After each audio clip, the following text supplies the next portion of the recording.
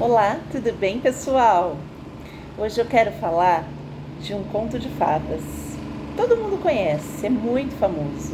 É a Cinderela, né? Que já foi adaptado para o cinema diversas vezes, tanto desenho quanto filmes, diversas versões.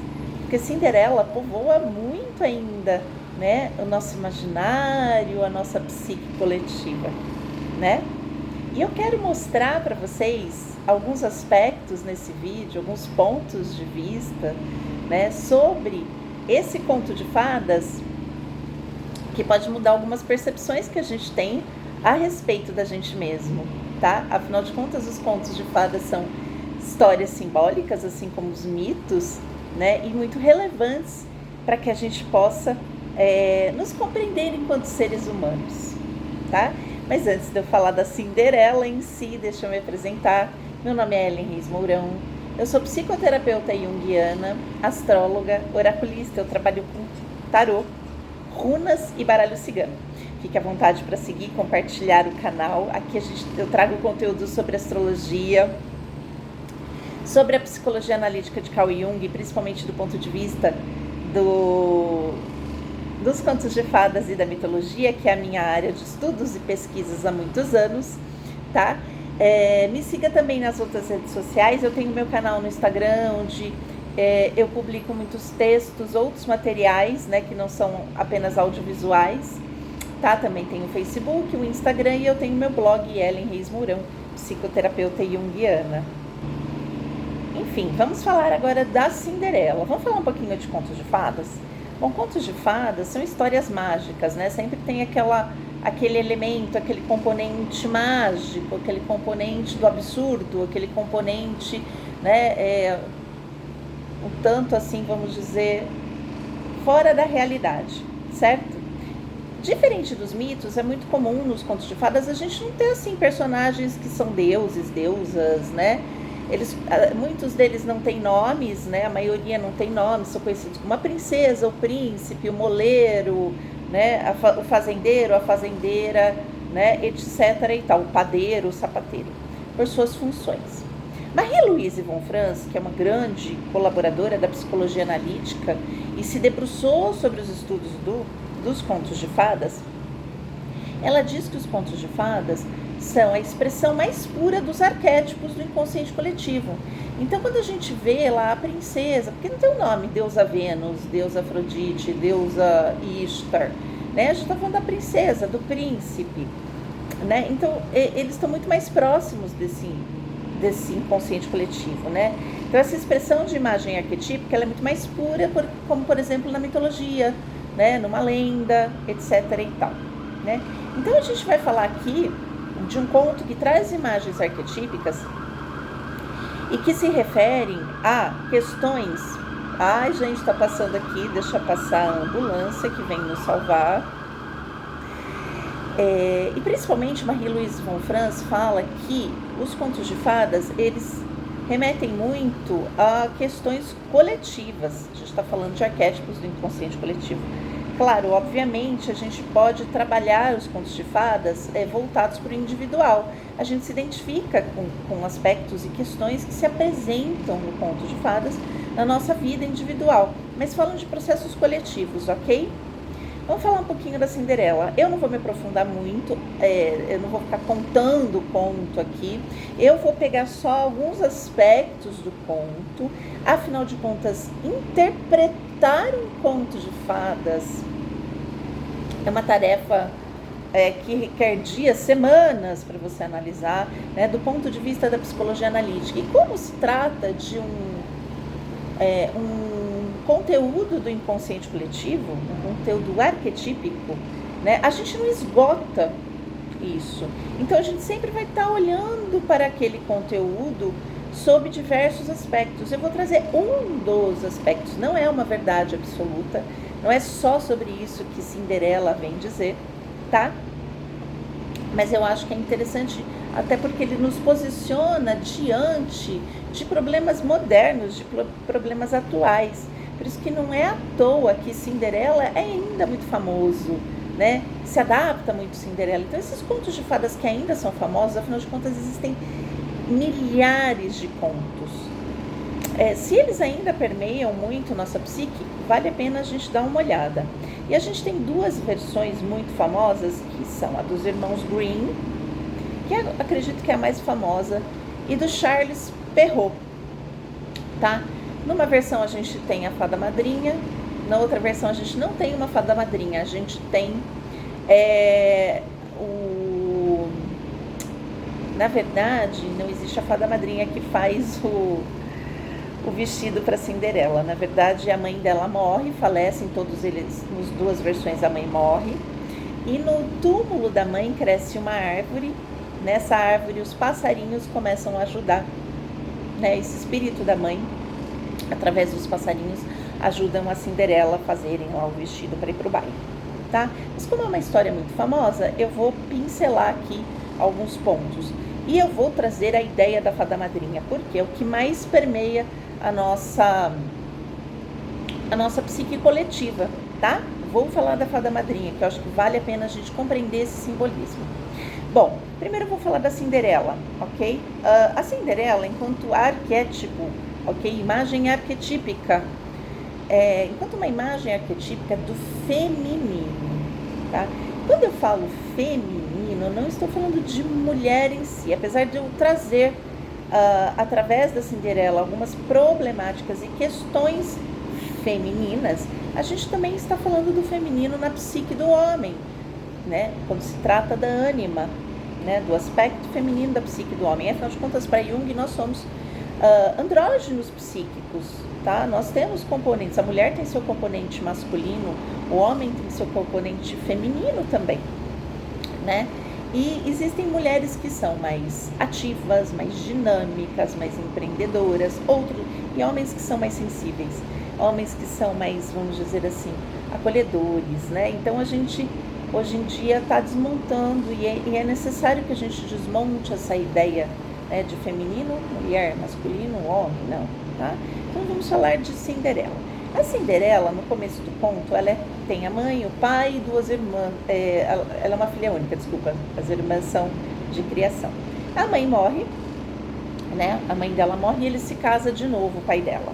No entanto, a gente vê no conto, nos filmes, nas adaptações, que a Cinderela foi criada para ser bondosa, para ser dócil, né? Enfim, para ser aquele arquétipo, aquela coisa unilateral do feminino, né? Até porque nos contos de fadas a gente vê mesmo essa unilateralidade, tá? Não dá pra gente levar o pé da letra mesmo, não dá pra gente levar de uma forma literal, porque sim, existe essa unilateralidade. Cinderela é boazinha, madrasta mazinha, ok? Mas em termos simbólicos a coisa fica muito mais interessante de entender, tá? Então, ela é criada para ser bondosa, submissa, dócil, ok? Seu pai se casa novamente após a morte da sua mãe, traz para casa uma madrasta com duas filhas. E, de repente, esse pai sai de cena, ele não aparece mais. E essa madrasta e as irmãs postiças, então, passam a perseguir a Cinderela. Ela se torna, então, empregada, escrava.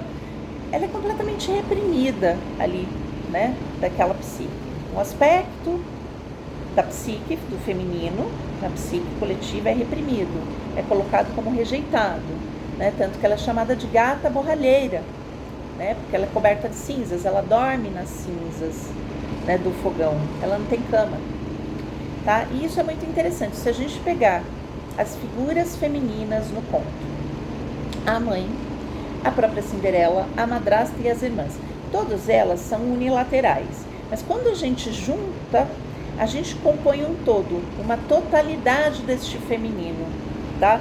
São facetas de uma mesma moeda? São facetas de uma mesma moeda, da gente falando de aspectos do feminino, dissociado em personagens aqui, tá? Tanto a mãe e a madrasta, tanto a mãe quanto a madrasta, a gente pode associar como mesmo como aspectos do arquétipo que a gente chama de materno, né? Então vamos lá, vamos pensar juntos aqui. Primeiramente, a mãe morre, né? Cinderela é criada boazinha e a mãe morre. tá? Marie-Louise von Franz fala muito sobre isso, que é muito comum a morte da mãe, principalmente nos contos das princesas, né?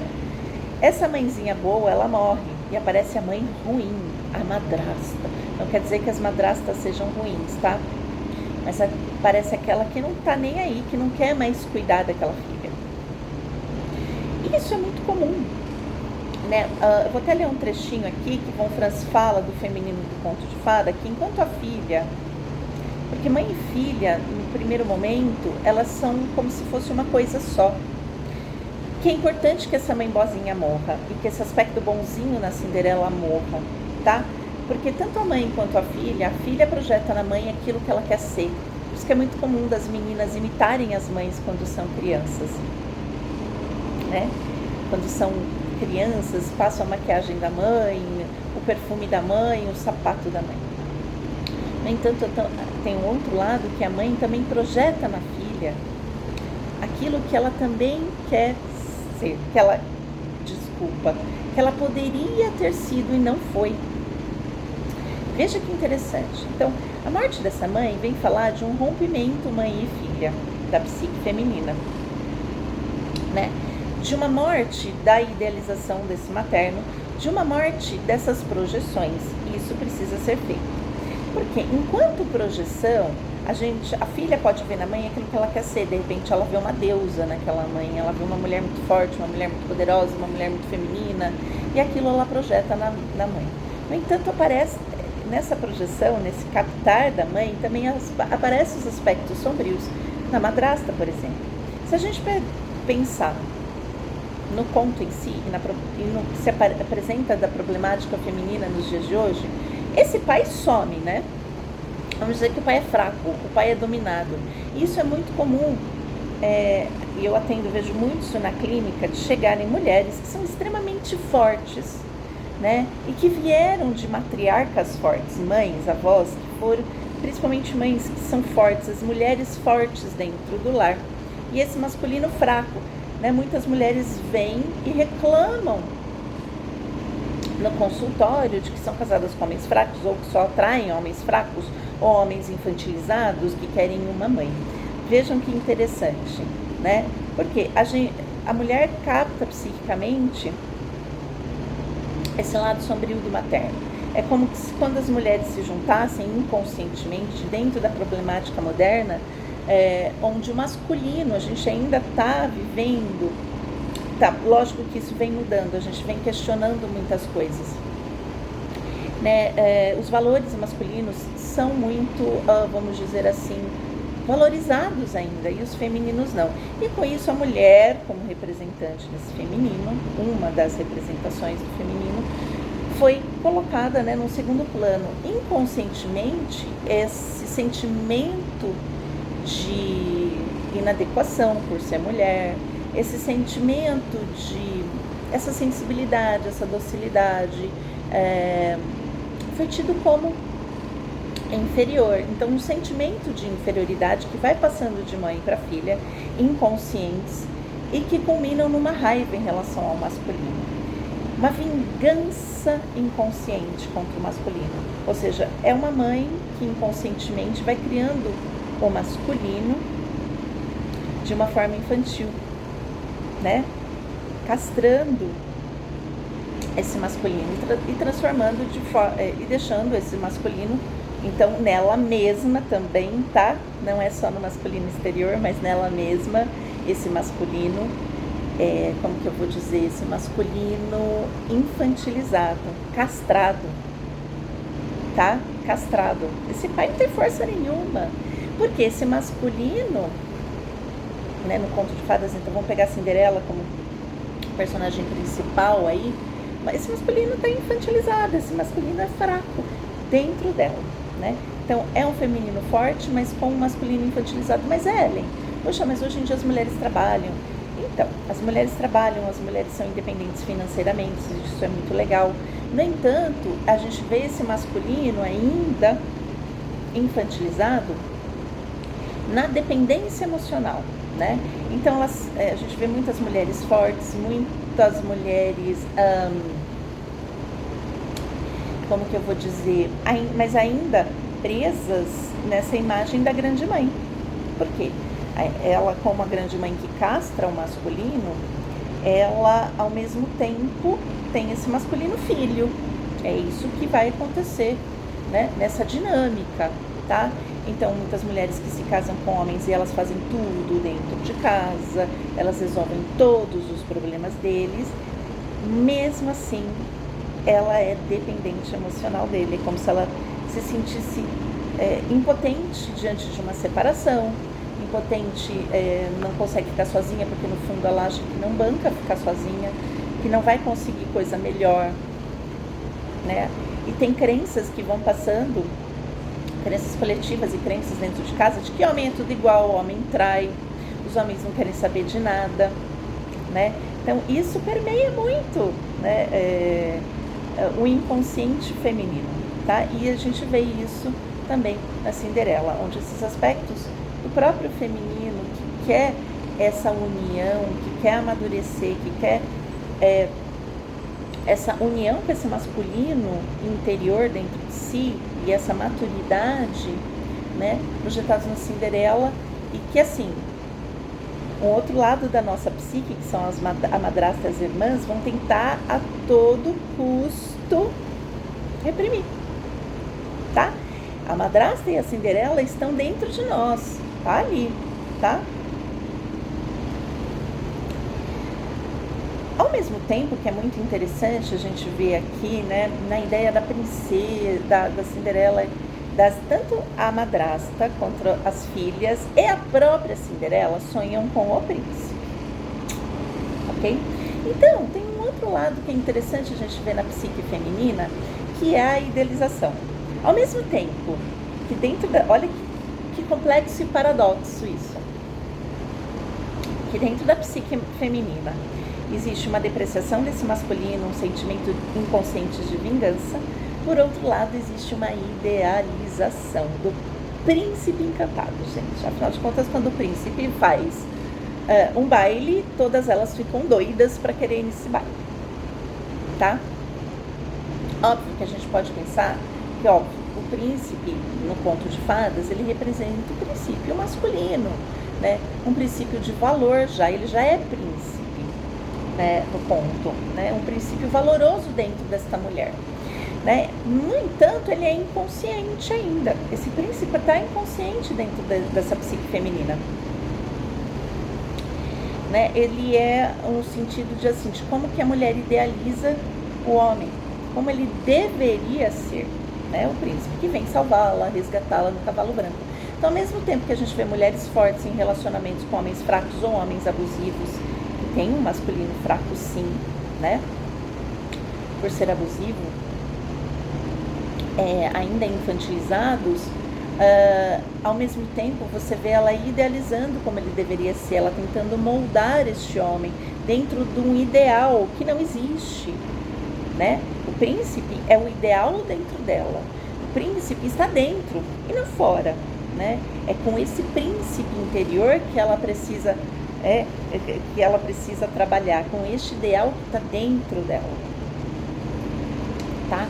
E é isso que o conto fala, dessa jornada da mulher em busca desse feminino, né? Dessa integração com esse masculino interior, né? Com esse valor, né? De repente ela começar a valorizar a si próprio, mas também não só valorizar a si própria, mas valorizar o entorno, porque dentro dessa idealização e dessa dependência em relação ao masculino, ou a uma relação abusiva, dentro dessa dependência, né, existe um sentimento de raiva e de vingança. Não tem uma valorização, tá? E vamos lá, então. Aí vem o príncipe dizendo que vai se casar. Olha só, ele anuncia um casamento. Esse casamento é a união, né? O anunciar o casamento é o pai do príncipe, é o rei que anuncia no conto, né? Esse casamento, essa união alquímica se dá com os princípios femininos e masculinos dentro de nós. Então ele está anunciando o que ele quer, está anunciando o que ele quer, né? E é muito bacana isso. E aí aparece então, aí a Cinderela é proibida de ir ao baile, afinal de contas, tem uma parte de nós que nos reprime. Não, você não pode querer isso. De repente você imagina que você quer, vamos imaginar que seu príncipe seja fazer uma faculdade. De repente o seu príncipe representa fazer a faculdade que você sempre sonhou, fazer um curso que você sempre sonhou, fazer uma viagem que você sempre sonhou. Mas essa madrasta fala, você não é capaz, fica aí. Não vai casar com o príncipe, com esse princípio elevado dentro de você, né?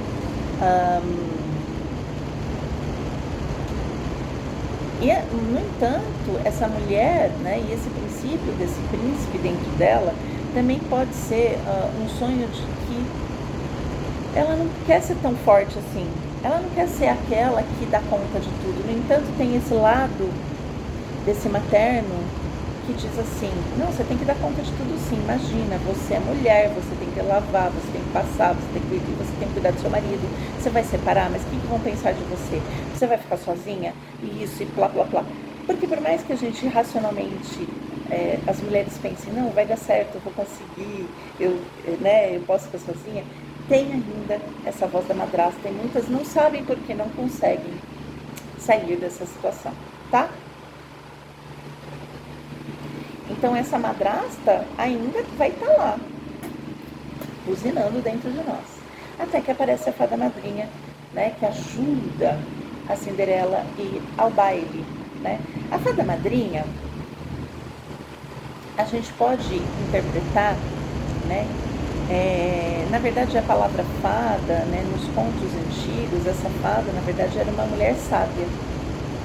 A gente pode interpretar como a velha sábia dentro da mulher.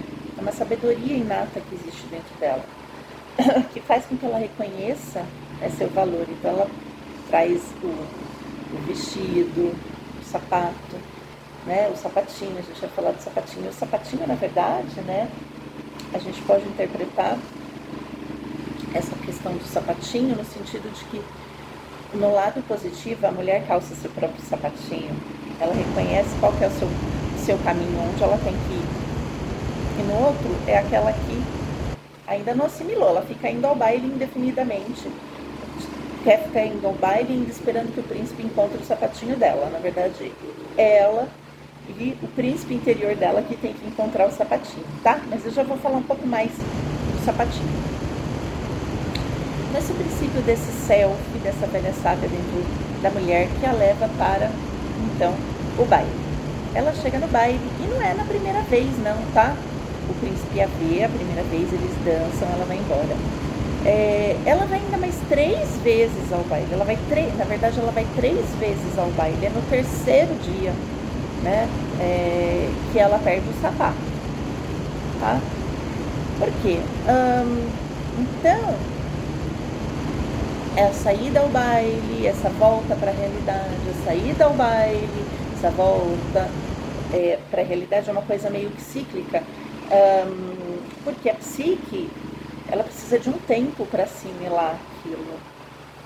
Ela precisa de um tempo para que as coisas aconteçam. Então, quando a gente trabalha dentro da análise, as mudanças, a transformação alquímica, a mudança de comportamento, a mudança mais profunda, ela demora tempo. Você vai um pouquinho, aí você regride, você vai mais um pouco, você regride, você vai trazendo cada vez mais elementos, né, para essa transformação.